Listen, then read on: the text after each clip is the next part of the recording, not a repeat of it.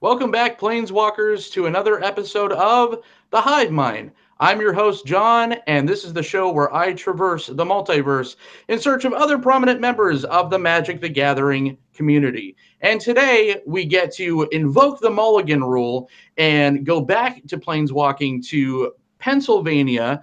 And I am this show has become kind of my like checklist bucket list kind of for guests. I'm so excited to have on someone that inspired me to not only get back into Magic the Gathering, but to just start content creation in general. So without further ado, the godfather of Celestia himself, Mr. Danny West, much for joining us today.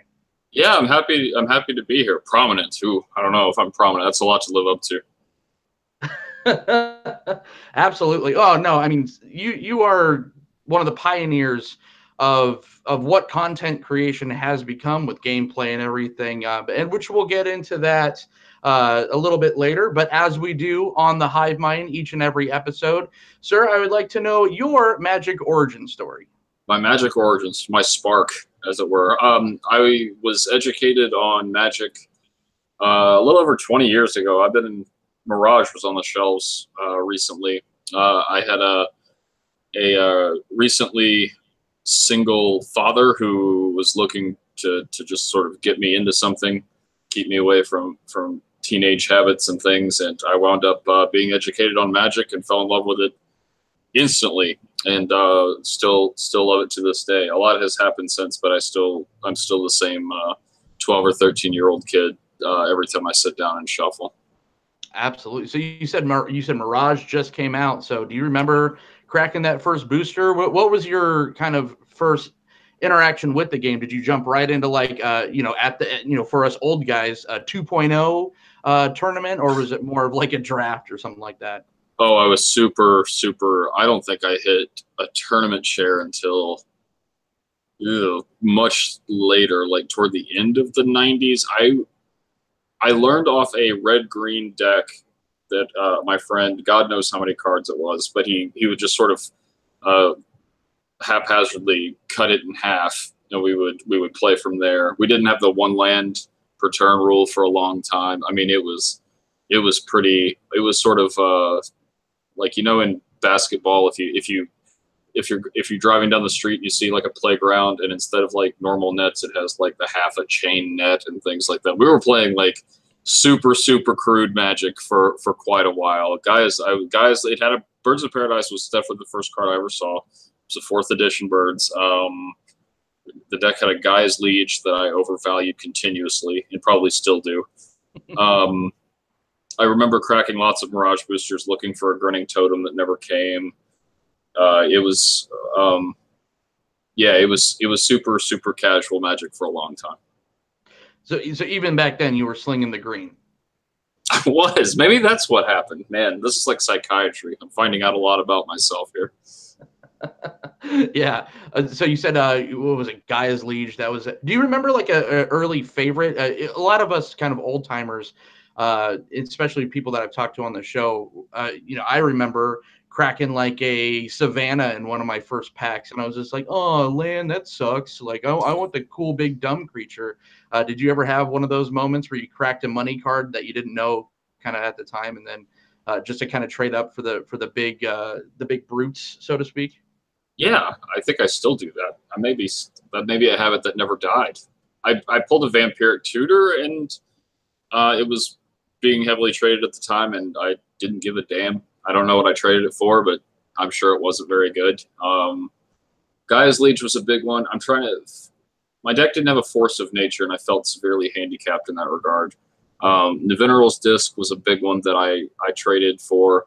I paid a couple bucks to a friend's brother who was no longer in the game for some revised cards he had. It had a Demonic Tutor and Nevinyrral's Disc. Essentially, any card I'd seen a picture of in a magazine, I thought I was very, very cool for having. Very big Mark Tadine art fan. Yeah, huh? Yeah. Yeah. Oh man. Yeah. Nevinyrral's Disc. I think I tried to jam in everything back in the day, just because I'm like, but it's colorless and it's like a Wrath of God, and I don't know. I started kind of around Ice Age, like I've discussed before, and man, trying to make sense of Ice Age cards when you're 12 years old, and it's just like, what is going on? This is like a wall of text, completely non-intuitive, not as cleaned up and sorted out as Magic cards have become nowadays, right? Yeah, absolutely. Yeah, and Ice Age. Yeah, Ice Age. I still don't know what some cards do. Like there are cards that I've been fully aware of for a long time that I sort of refuse to read all of because I want to. It's like I'm holding on to that action figure packaging where I didn't quite understand, and I don't want to understand. That's fun. Magic is sort of necessarily so become a game where people can learn now. When we were kids, it was sort of something to be discovered. Like individual cards took time. There's a card from way back when I'm sure you'll recognize called Instill Energy, and the fifth, and it gives haste. Like it's an R that gives haste, but I think it was either the fourth or fifth printing said that the creature is not affected by summoning sickness. And my first instinct was, is there another card called Summoning Sickness? Why does this card specifically, is it so good that one card needs to give you protection from that? Like it was this just awkward, ridiculous sort of awkward teenage game. It was more rooted in the D&D and stuff. And now that gaming is a lot more normalized, we don't have as much of that, and that's okay. But we certainly come from a different era. Oh, absolutely. I thought it was awesome when my first combo that I found was the Rogue Elephant with Harvest Worm, where if you remember that. Oh my God! I thought I was like I went. No one's beating that. It's like, oh, I got a 3/3 on turn one, and then a follow up with the 3/2. Like, come at me, bro. And hey, I stole a couple of games, and they're just like, nice job, kid. Like, keep moving on. But yeah, I was, and it's so funny, your first combo piece that you find is in mono green. But yeah, it definitely is a completely different time. So going from that kind of rudimentary, kind of bull in a china shop introduction to Magic, how did that become being at Star City Games and working with all that? How did that, what was the evolution from that? You said it took a while to even set at your tournament table. So from cracking open Mirage to working at Star City, can you take us on that journey? Yeah, of course. Star City, I started Star City, I think in late summer of 2011. And for a couple of years, a friend and I sort of got through college off of trading and buying collections and things like that. Things are with smartphones, things are a little harder to come by on that front. But we used to essentially what used to be called floor trading, and we would go to tournaments and we would play until we were out, and we would sort of we had already traveled, so we'd spend the rest of the day sort of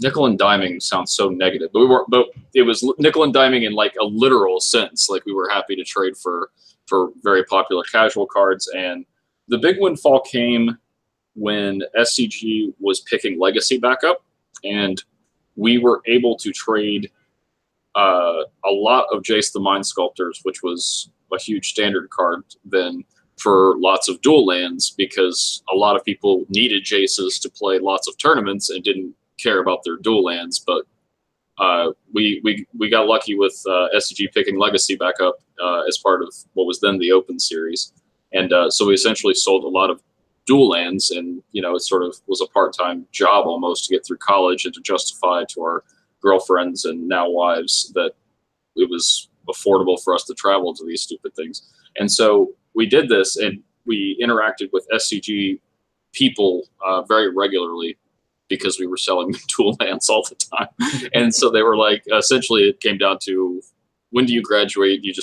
Would you like to just work here? Like, that seems easy, cutting out the middleman kind of thing. So I started out doing that in 2011, where I would travel and be a buyer for the Open Series and look at lots of Magic cards, buy lots of Magic cards.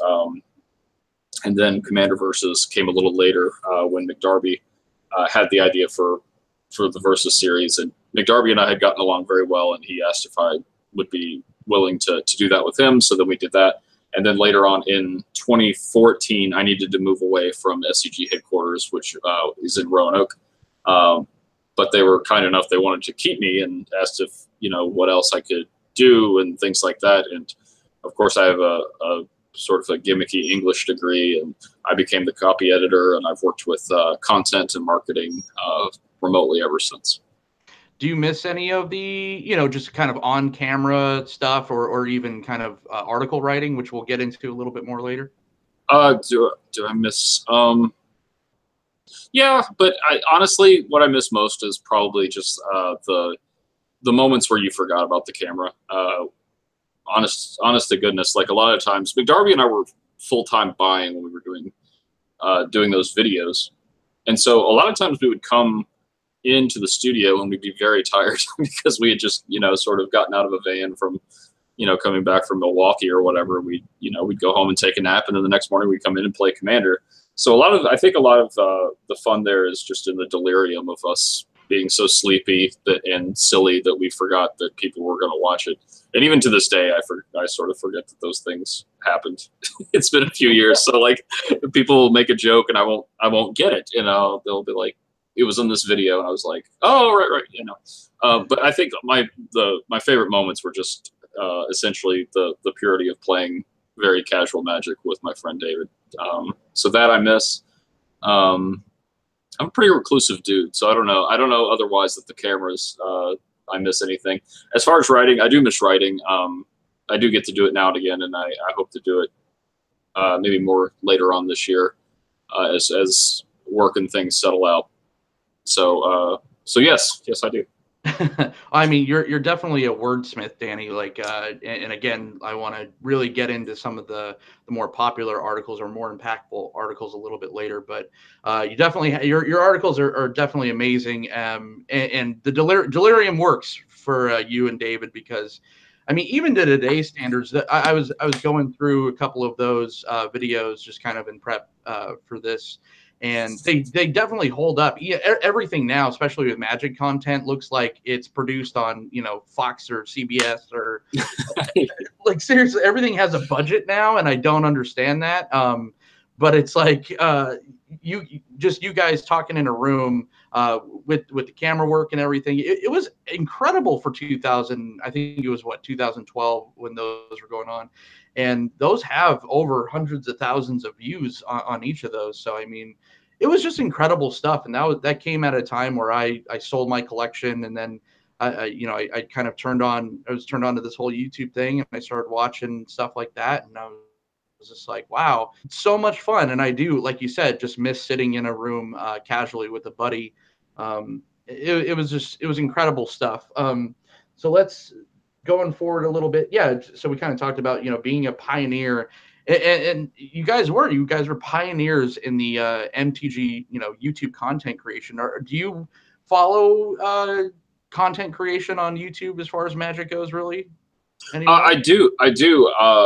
Mostly, honestly, at this point, it's necessary. By the way, I hope I've preserved your love of budget. I've hastily half-ass assembled my bottom drawer 2 brands old SCG. It took me the longest time to find a place in my little frame where I could just stick this. Like I had this white wall, but anyway, I hope that I'm definitely not faking it, as you can see. It is perfectly placed. Yeah, no, it took a while. Pioneer, man, that's a loaded word. Think of like Lewis and Clark. I don't know that I can stand up to their who would be Lewis and who would be Clark? I always think when I'm still from a previous era.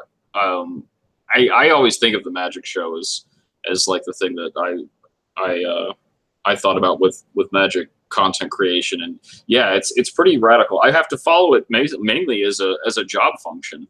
But yeah, I'm always amazed by honestly what some of my brethren do now. I've known Justin Parnell for years and years. He came out of the North Carolina Magic scene that I came out of, and as did Steven. Steven was always palling around down there. I've known Suarez a long time. All those guys are they do such a great job, and yeah, I enjoy watching them be silly much more than I liked, not necessarily being silly, but more than watching myself be silly. So them and the professor and like you have this I don't know that I don't know what people are seeing right now. I'm sort of oblivious, but like I'm looking at your frame, and you've got all this like amazing like sort of superhero and Magic nerd swag behind you. Like I just like it's so much more fun, I'm sure, watching things now like I do for, you know, on work hours and things than it was when I was pioneering or whatever we were pioneering by being commander sillies in a little studio with that navy. I'll never forget the navy blue curtain. That navy blue curtain was just like oppressive in there. And I know it was a sound thing, but like when you sat down, it was just like, it was imposing. It was like a wave. It's like this deep ocean wave around you. But yes, I loved, I'm sort of a socialist when it comes to Magic content and things like that. Like it's so cool to see that like everybody has a voice, and our game has always been very communal, and that's only technology and all that has only added to that factor. Oh man, absolutely. And let me just tell you, your set of the SCG shirt probably costs more than all of this. This is just stuff that people were throwing away at a grocery store. You know, there's some cool you know, sign stuff and whatnot. But make it look cool. It looks, dude. I don't. Maybe you're just zoomed in perfectly. Maybe like it's all tire fires right outside of what I can see. But what I see looks to be very, very cool. Oh, thank you, thank you. Yes, shabby chic. I like to call it on the you know, no budget filming. So the mic is the most probably the most thing that, or it costs the most rather. And excuse the background noise. My dog seemed to find his way inside the studio. But yeah, going forward, and just real quick, I mean, of course, you know, just for selfish reasons, I would love to see something down the road. And I know logistically, it's probably not gonna, you know, probably hard to happen. Would be some kind of a reunion between you and Darby doing something. Yeah, Dave, as most people know, Dave is actually a certified Wizard of the Coast now. He's in Seattle. Mm-hmm. I'm in Philadelphia. They film in Roanoke. It's about 7 hours south of me. Yeah, so the logistics aren't great. I honestly don't know what the legalese would be with Dave showing up on camera and us trying to you know, pitch it to people. They're usually pretty good about that stuff. I don't think they'd care about that much, but yeah, along with people like Glenn Jones and some other very brilliant Magic people, they've all left me for the glory of a dragon lobby and card design and card dev and all these amazing things Wizards of the Coast does. So I would be happy. The short answer is I'd be happy to do it, but the universe is quite stacked against us. Absolutely. So let's go back to the cards a little bit. And, you know, we talked a little bit about, you know, you playing green, your love of green, but I mean, you were I call you the godfather of Celestia because I don't think I've ever seen you play an island. What is it about this color combination, you know, the hippie, so to speak, of Ravnica that really draws you in and kind of goes with your play style? It's a gimmick, man. That's all it is. Oh, it's sad. It's heartbreaking. If people only knew. It's just this perfect storm of gimmickry because when we started shooting Commander versus Return to Ravnica was coming out, and so there was this sort of loyalty to two color combinations, and everybody, it was sort of a talking point in the marketing and stuff. And Dave was, and I'm sure to this day, is a very blue-red guy. And so it just sort of worked as a gimmick. Now, I do like playing green-white. I still like playing green-white. I nearly won a very large regional event from, as you'll remember, way back when regionals used to be like massive. It used to be a very, very big thing and lead into nationals and stuff. And there was a green-white deck that I'm sure is out there that I love very much and nearly won the event with. And then, so in that, trying to be the antithesis of whatever Dave liked, and as well as the marketing guild loyalty and things like that, it sort of became this like accidental identity that I took on, that I was into green and white. So I guess it's a happy accident, but yeah, shamefully I do play islands now and again. It's heartbreaking to the people who believed in me. But it's true. Now if the option is there, I'm always happy to play a Noble Hierarch or a Gaddock Teague, especially in Legacy. But sadly, I have resolved some Jace the Mind Sculptors in my time. Yeah. How about Elish Norn? You guys still together, or you guys on a break? Elish Norn.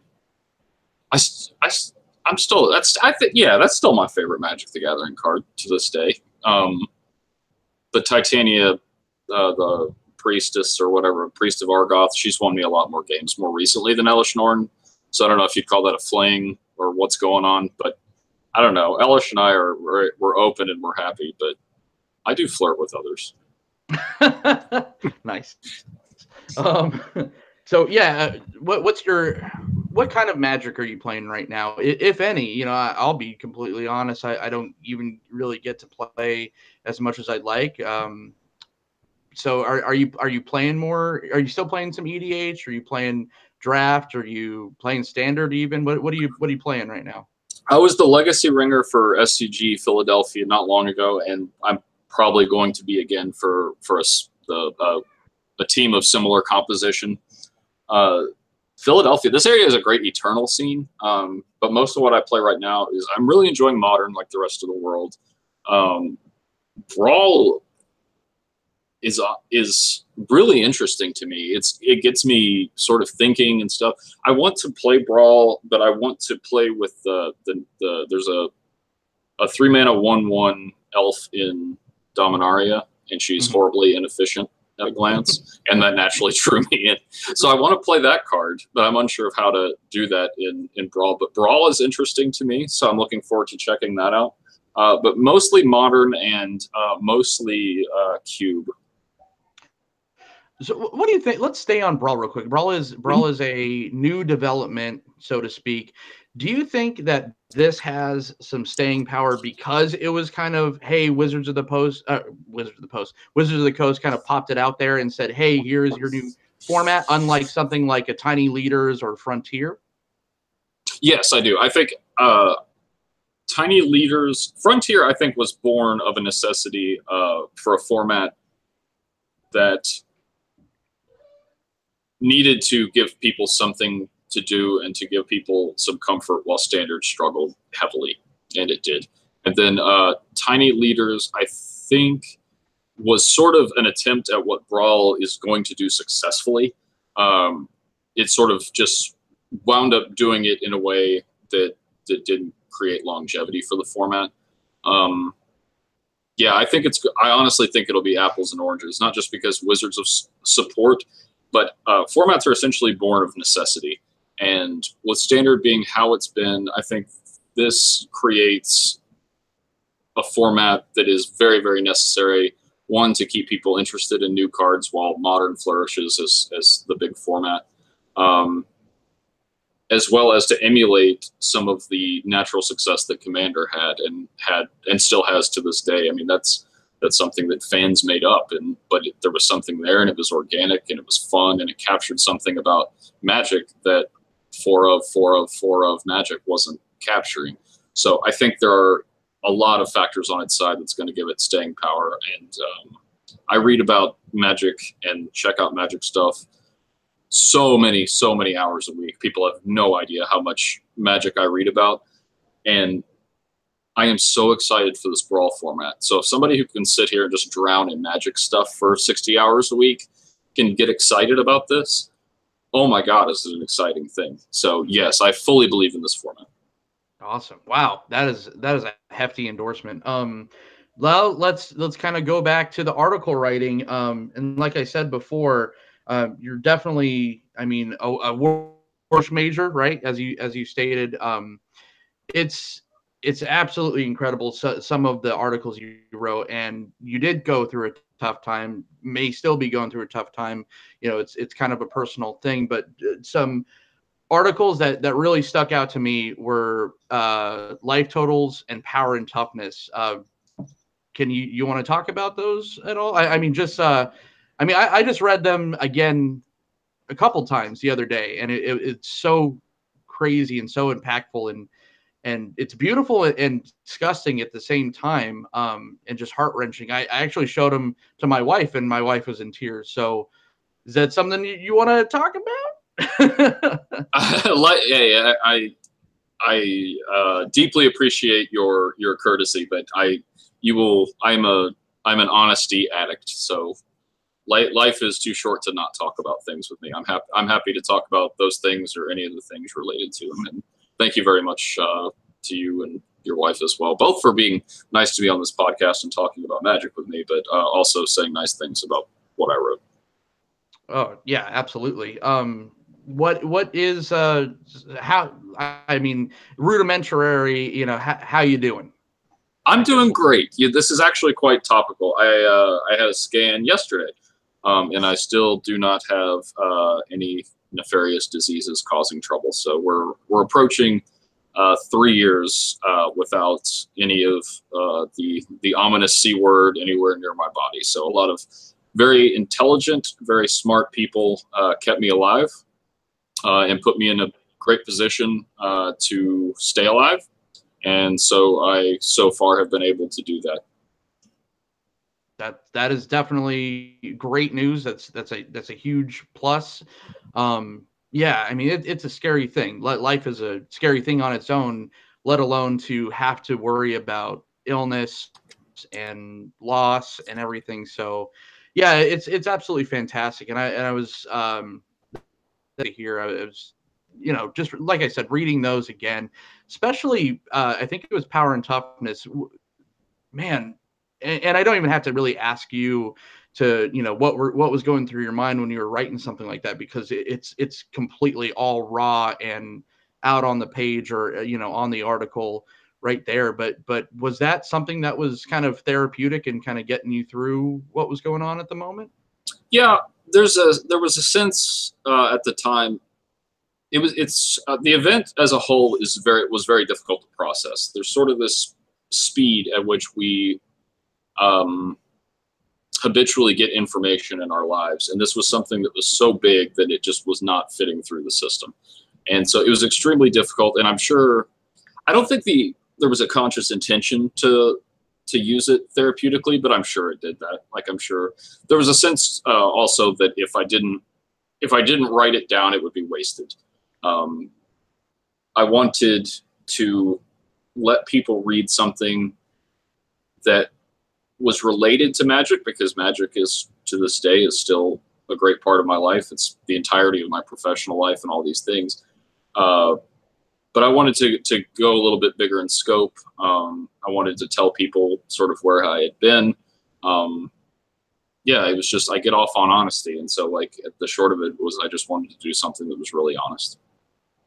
Yeah, absolutely. It could not get more honest than what it was. And the fact that you even threw in some deck text in there as well, it was always kind of made me chuckle. I said, you know, and honestly, not, you know, talking on Twitter aside, this is really the first time that we met each other. But you know, reading that and like seeing those deck lists on that article, an article like that, I almost like kind of, you know, smirked and said, "That's very Danny West." Good, yeah. Like I don't know.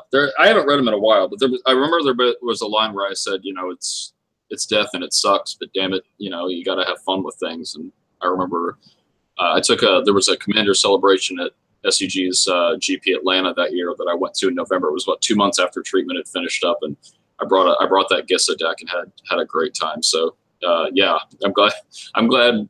You know, the people love deck lists. Like, you can't, you know, it's nice. It's all well and good that you can provide, you know, a really unique experience and process your misery and all those things. But hey, people need deck lists too. So I didn't want them to go without.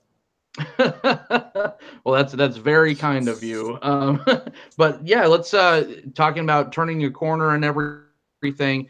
Then you managed to find time in your life with going through all that and busy with SCG to start a YouTube channel called the Scrivener. And my apologies if I'm mispronouncing it, where you've taken on this very ominous kind of challenge to play more video games than anyone else out there, which is just incredible. I love everything about this series, from just the commentary to Elaine screaming in my face. It's a hard show to watch quietly, right?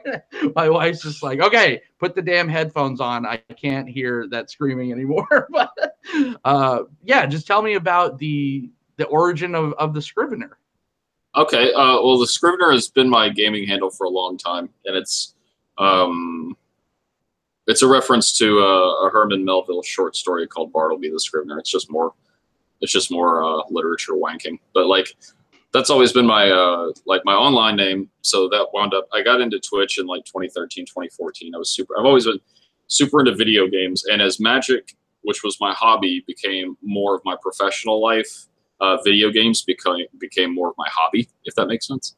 And so when you undergo something that's sort of tough and difficult, and you start thinking about your life and all this stuff, with apologies to my parents, a lot of what I thought about was, man, there were all these video games I didn't get to play if I die.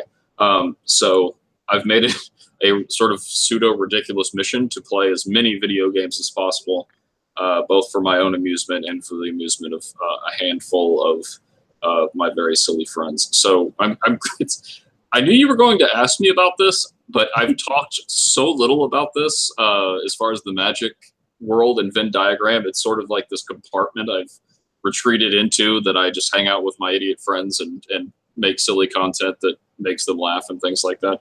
So I'm glad someone is enjoying it. In scope, it's you know, like, I don't know, there's just no pressure for it to be anything but what it is. Like, I have a job. I'm in my 30s.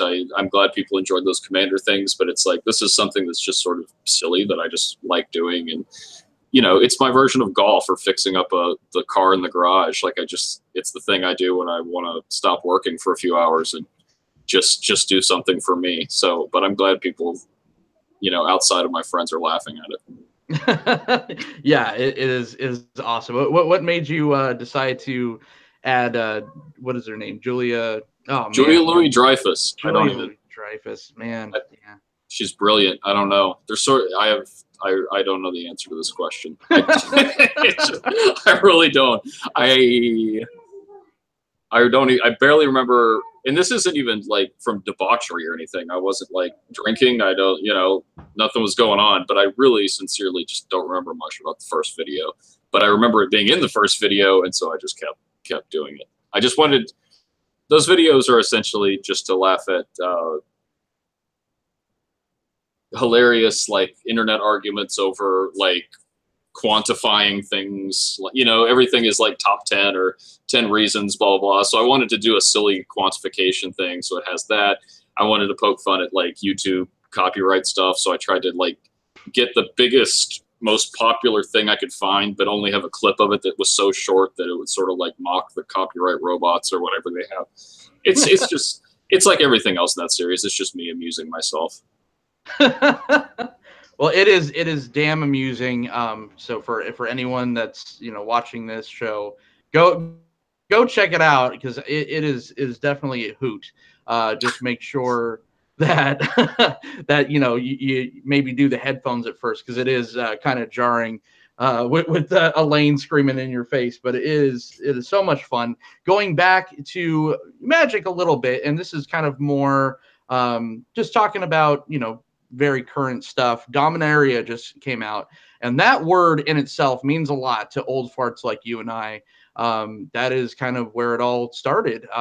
Are you on the nostalgia train? Have you gotten a chance to kind of get your hands on some of these cards? And what are your thoughts on Dominaria so far? I'm really excited for it. I think this is what I would call permissible nostalgia wankery. Like, we have an overindulgence on nostalgia. We don't act sort of culturally. I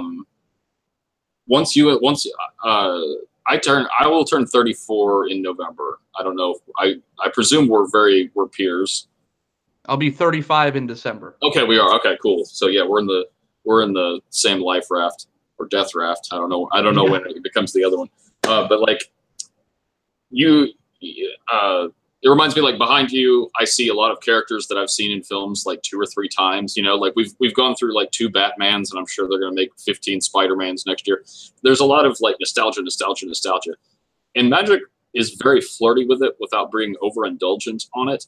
But like 25 years, Standard sort of needing a coming out party after being in hibernation for a while. I think this is a really, really good time to do what they're doing, and I'm really excited for it. I haven't actually gotten to touch any cards because I was not able to pre-release this weekend, but that there is an inevitability toward me playing with this set. Like I said, I really like the 3-mana 1/1 elf that I'm sure is worse than the Scarab God or whatever people are going to crush me with in Brawl. But I really like that card, and I like these little references. There's not an overindulgence to this. It's very, very, it's sort of tasteful nostalgia, and that makes it appeal to me a lot. It really is, and especially coming off these crazy sets where we just saw banning after banning, and this is a whole other, we could talk about this forever, but it's just like, just to see like a Llanowar elf again, I almost got a little misty-eyed. It's a beauty. It's a beauty. I like I get off on the elegance too. Something about not seeing the word mana pool on there, just seeing that little symbol, is just like, ooh. I did have a rant with some friends. I don't even remember. So sorry, I don't remember. This is going to be an incomplete anecdote. I think there was a change to the way Planeswalkers are targeted or something. There's no redirection anymore. Right, something along those lines. And so, like, there's like a templating that's like to any one target or to a single target or something that's like happening now on cards and will be the template going forward. And I linked my friends to like Beta Lightning Bolt, where it says to any one target, and I was just like, 25 years, we've accomplished nothing in templating. We messed with this they messed with us every single way you can mess with it, and then ultimately we were just like, yeah, let's do Richard Garfield's way. I think this is probably the right one. Yeah, it's just completely full circle, right? Yeah, like but the mana pool change is good. I like the eloquence of that. But that any one target, I was just like, Richie G. Richie had that one back in '92 or whatever. Yeah, he knew. Well, he jumped back on. He was one of the major designers for this set. So that, it makes sense. He's like, listen, guys, stop. I leave for a little bit. I come back.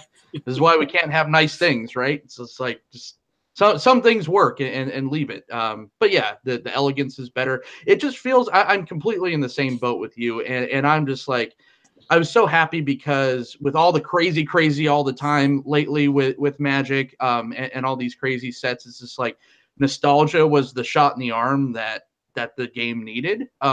So what do you think kind of I know we only get like Dominaria, and then we're back off to I think Ravnica for the umpteenth time. So what do you think about the kind of the future and the health? You're definitely invested in the health of the future of Magic, right? What do you think? If you could put on your kind of crystal ball cap, what do you think they're doing well, or what they could improve on to keep this thing around? Well, the biggest thing is that nobody wants to be Blockbuster Video, right? Like that's something to avoid. You always have to be, I think, essentially in business, you need to be either living in tomorrow or today. And as long as you're not living in yesterday, you're fine.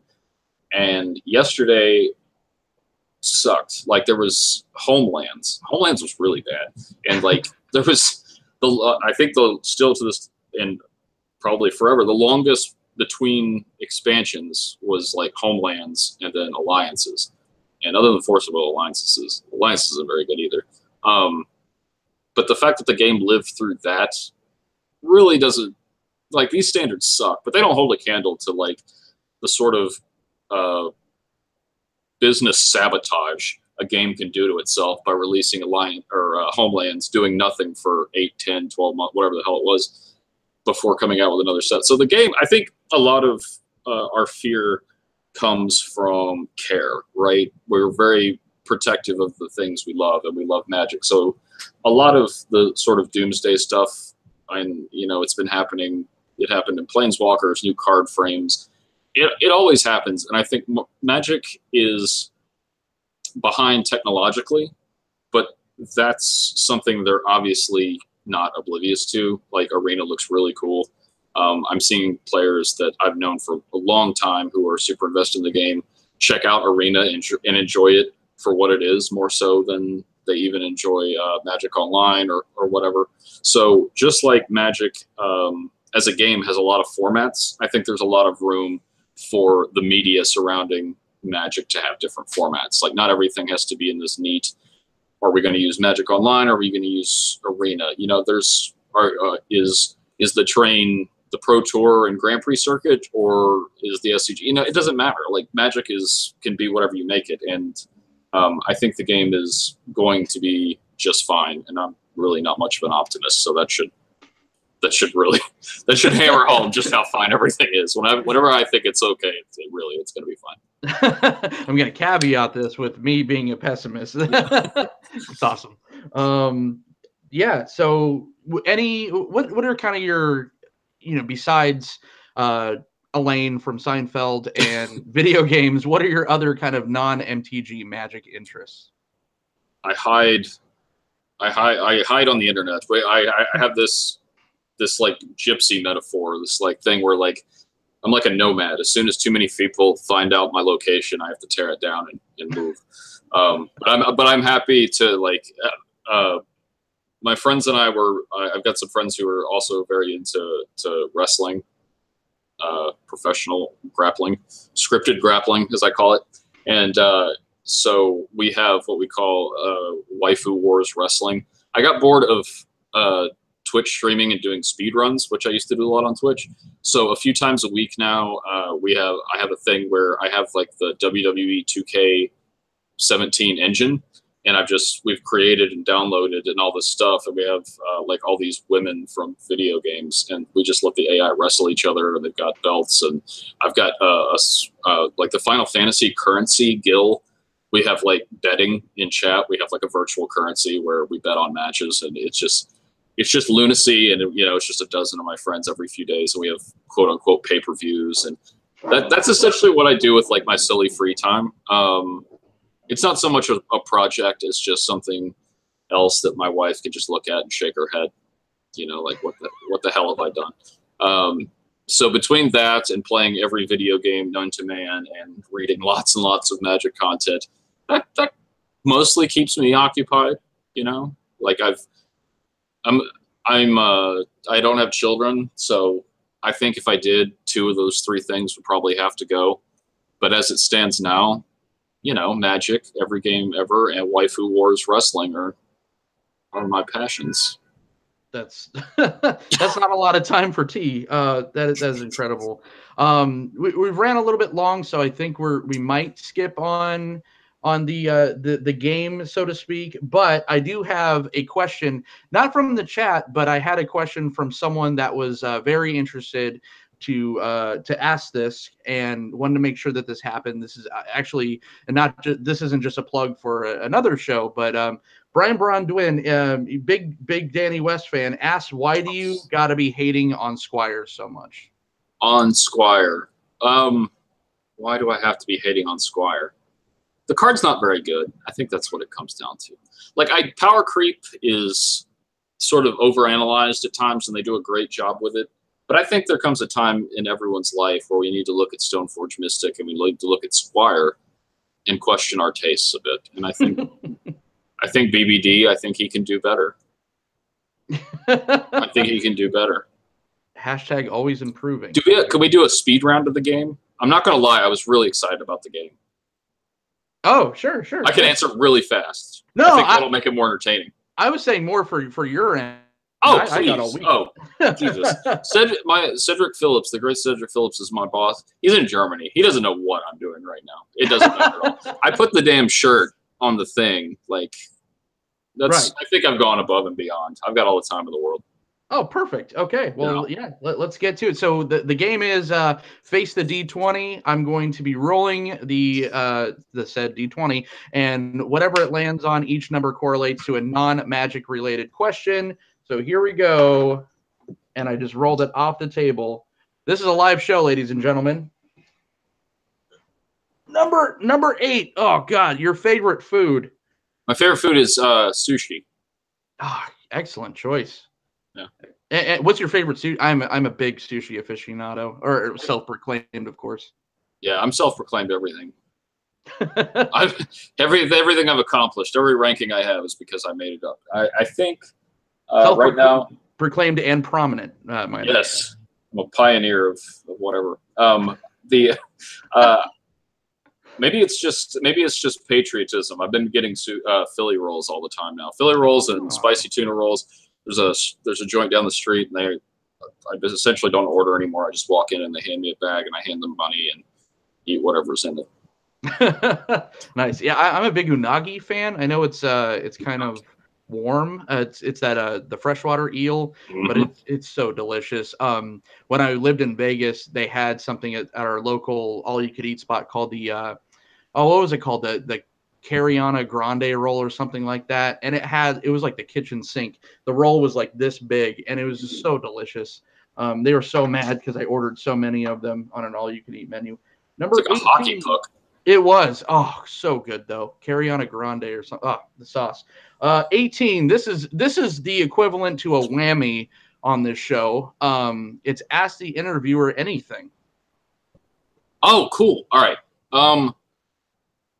You are hosting a Magic cast here. I'm looking at all this amazing background. I see one signed card up there. It looks like a Foothills or a Gruul Turf or something. Yeah. Why is that the card that appears on camera? And what would it take for other Magic cards to get rid of Jason Momoa and stuff here, and to also get their time in the sun here? Wow. Yeah. Okay. So I do have another signed card from Morrow. It's actually a foil Morrow, which is pretty cool. Which it's in my stuff. And I just got to find it and put it up. This is actually from MP Numbers. He's an Australian content creator. He also does, I think he's the host of Creators on YouTube. Great guy. And we did a little sending back and forth. So I actually sent him some signed stuff. He sent me this one. So this is, as anyone that follows the channel, Magic is kind of half the story of the channel. So I do a lot of movie reviews, TV show reviews, as well as Magic content. But I mean, yeah, anybody sends anything, I'm gonna put it up on the set somewhere. But the thing is also I'll be moving soon, so probably won't be doing anything crazy as of like right this second. But yeah, I whoever sends me anything is going up, and I love supporting other channels. That was a long-winded answer. What I heard is this is a thinly veiled. I need to send you something. So I'm gonna do that. I'm gonna write that down. Wow. Now, the caveat is I have a friend who sent me a foil Scrivener from Odyssey to sign. I think I signed it like that week, and I think it was like 10 months ago, and I still haven't mailed it. So I'm unreliable. But I do wish to do that. That is awesome. Yeah, you could sign me a used napkin, and I'll put it up on the set, man. I'd be more than happy. Called. Right. Only if it's after wiping your mouth from eating sushi, though. I mean, full circle, right? That's I eat it like a 12. Your favorite book series? My favorite book series. Okay. It's not a series necessarily, but I've always enjoyed Chuck Palahniuk's books. I haven't read a book by him in a long time, but I really enjoyed. I was reading him during college, so he was when I was doing stuff for my degree, where I was reading, this sort of highbrow literature and stuff. He was like the modern writer that let me escape. So I need to say that, and then. I don't know if I'm pronouncing her last name correctly, but I do want to say last week, Ali Broche or Brosh, she was unwittingly responsible for the all the things statement. You know how people say that? Yes. All the things. It came from that cartoon. It came from originally 10 years ago or whatever it was. She did that cartoon, and she wrote a book, and last week I read all of it in like one sitting. And everybody should check it out. It's very, very happy, a great way to put a smile on your face if you need one, and it got me through a very strange day. Excellent. Yeah. Oh, Chuck Paulson. But my favorite from Chuck is Invisible Monsters. Yeah. Which I don't think they will ever make a movie about that. If they No, did, probably not. good luck. Yeah. Oh yeah, It's a great book. Choke is another one of my favorites. Geez. Yeah, well, I could go on about him forever. We'll do one more roll, and that was a 16. And That's my favorite number. Little known fact. Nice. Well, let's make up a good one then. No. 16 is your favorite place you've ever visited in the world.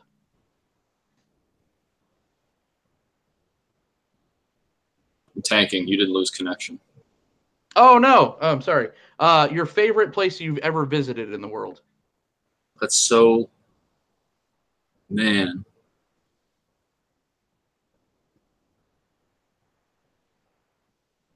I associate them all with times.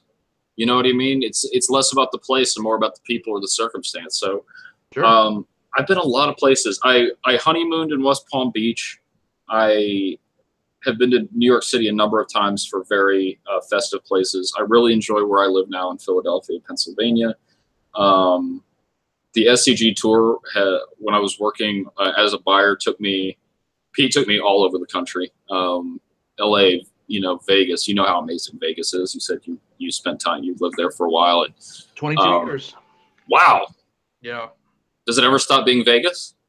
Yeah, it did. I asked thinking you'd say no, so I got floored. I was not prepared.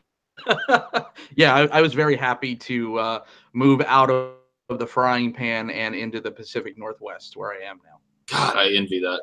Pacific Northwest is such a beautiful. The vibe fits. Portland was a beautiful city. Portland was wonderful. So I suppose my answer is God, this is such a plug answer. Everywhere the SCG tour, professionally, everywhere the SCG tour took me, and then because that was a lot of fun, and then also everywhere I've ever been with my wife, I've enjoyed in some way or another. Excellent, man. Yeah, you plugged SCG and got kudos from the wife on that one.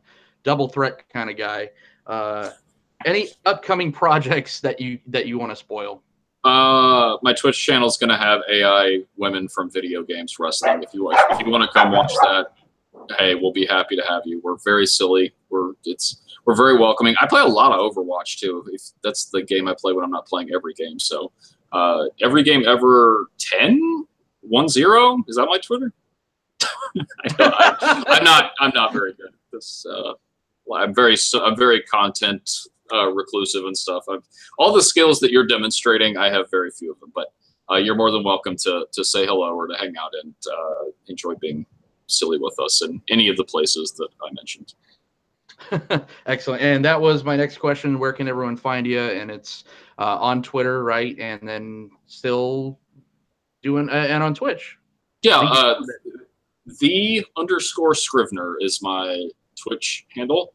And I think my favorite thing in the world on Twitch right now, I've sort of moved on from Twitch other than the AI wrestling women. Sometimes my good friend Todd Stevens will host me automatically, and it delights me to no end when like 50 people who are trying to watch Magic content on Todd Stevens' channel suddenly see what we're doing, like video game women wrestling in very like awkward and buggy ways, and I delight in those invisible strangers who happen upon that experience. That's excellent. What a surprise, right? They're like, what? Interesting. Interesting. Oh, well, I am not just saying this because you're here. I'm so glad that we got, we did the mulligan. We got this show rolling. One of my favorite interviews for sure. And I'd love to have you back on in some capacity on the channel in the future. Thank you so much for taking time on the clock rather for SCG. We won't tell Cedric Phillips, but thank you so much for taking your time out to come on the Hive Mind, Danny. Wonderful stuff. You could find me on this very channel on They Said We Said. You could find me on Twitter at OrzobDunn. You could also find me on Facebook and Instagram as John, who I really am, people. But until next time, for Danny West, I will see you all in the multiverse.